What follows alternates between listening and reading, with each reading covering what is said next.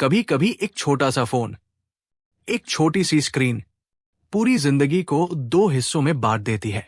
उस रात जब अमित ने अपनी पत्नी नेहा का फोन उठाया तो उसे जरा भी अंदाजा नहीं था कि अगले कुछ मिनट उसकी 5 साल की शादी से भी ज्यादा भारी पड़ने वाले हैं।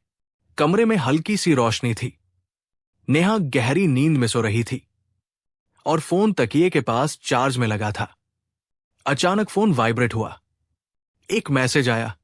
अमित ने बस यूं ही फोन उठा लिया, शायद आदत में, शायद यूं ही। लेकिन जैसे ही स्क्रीन खुली उसकी सांस अटक गई। गैलरी पहले से खुली थी और सामने थी एक तस्वीर। नेहा एक अनजान लड़के के साथ, एक ही बिस्तर पर, दोनों सोए हुए।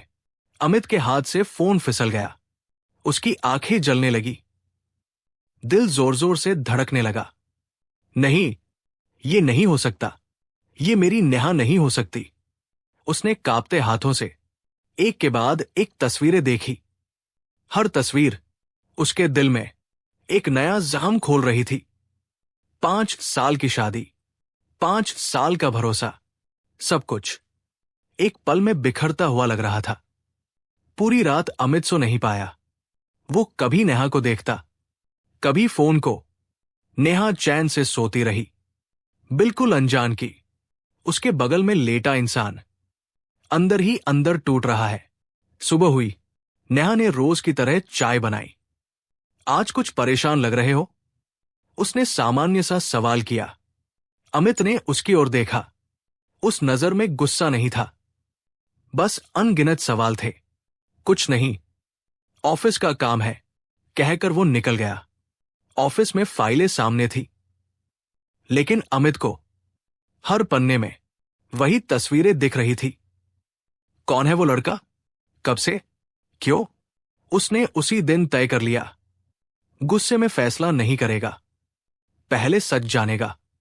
अगले कुछ दिनों में उसने नेहा को ध्यान से देखना शुरू किया। फोन पर धीरे धीरे बात करना, अचानक मुस्कुरा देना, बालकनी में देर तक खड़ी रहना। एक दिन अमित ने नेहा का पीछा किया। वो एक पुराने से फ्लैट में गई। कुछ देर बाद वही लड़का आया। अमित दूर खड़ा सब देखता रहा। उसकी आंखें नम थी, लेकिन दिल अब पत्थर जैसा भारी हो चुका था। आज सच सामने आएगा, उसने खुद से कहा। अचानक अमित फ्लैट के सामने पहुंचा। नेहा उसे देखकर घबरा गई। अमित, तुम यहां? उसकी आवाज कांप रही थी। हां, आज सवाल लेकर आया हूं। अमित की आवाज शांत थी, लेकिन बहुत भारी। लड़का डर के मारे चुप खड़ा था। कौन हो तुम? अमित ने पूछा।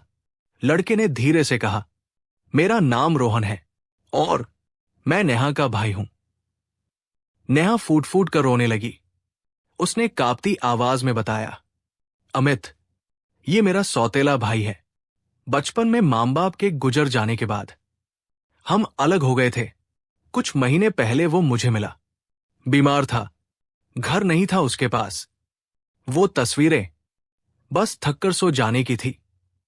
मैंने तुम्हें बताया नहीं, क्योंकि डरती थी कि समाज क्या सोचेगा। रोहन ने सिर झुकाकर कहा, भैया, गलती मेरी है। मैंने दीदी को मना नहीं किया।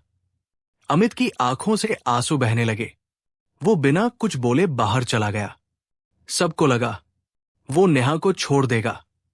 कुछ देर बाद वो वापस आया। उसके हाथ में 3 कप चाय थे। गलती तस्वीरों की नहीं थी। अमित ने कहा, गलती मेरी थी, जो मैंने पूछने से पहले फैसला कर लिया। उसने रोहन को गले लगा लिया। अगर उस दिन मैं गुस्से में फैसला करता तो एक पत्नी, एक भाई और एक रिश्ता, तीनों खो देता। नेहा सिसकते हुए बोली, मुझे माफ कर दो। माफी नहीं, अमित ने कहा। अब से सच और भरोसा।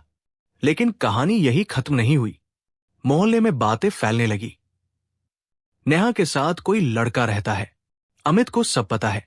एक दिन अमित की मां ने पूछ ही लिया, बेटा, ये सब सच है क्या? नेहा डर से चुप थी। अमित ने साफ कहा, मां, अगर हम भी भीड़ की तरह सोचेंगे तो हमें और उनमें फर्क क्या रहेगा? उस रात नेहा देर तक रोती रही। अगर तुम उस दिन बिना पूछे चले जाते तो मैं जिंदा होते हुए भी मर जाती, उसने कहा। अमित ने जवाब दिया, और मैं समझ गया कि प्यार में शक नहीं, हिम्मत चाहिए सच सुनने की। रोहन ने खुद घर छोड़ने का फैसला किया। मेरी वजह से आपका रिश्ता बदनाम न हो, उसने कहा। अमित ने उसे रोका। अगर तुम जाओगे तो लोग यही समझेंगे कि कुछ गलत था। रहना है तो सच के साथ रहो। अमित ने मोहल्ले की मीटिंग बुला ली। सबके सामने उसने सच बताया। मैं अपनी पत्नी के लिए सफाई नहीं दे रहा, उसने कहा। मैं बस सच रख रहा हूं।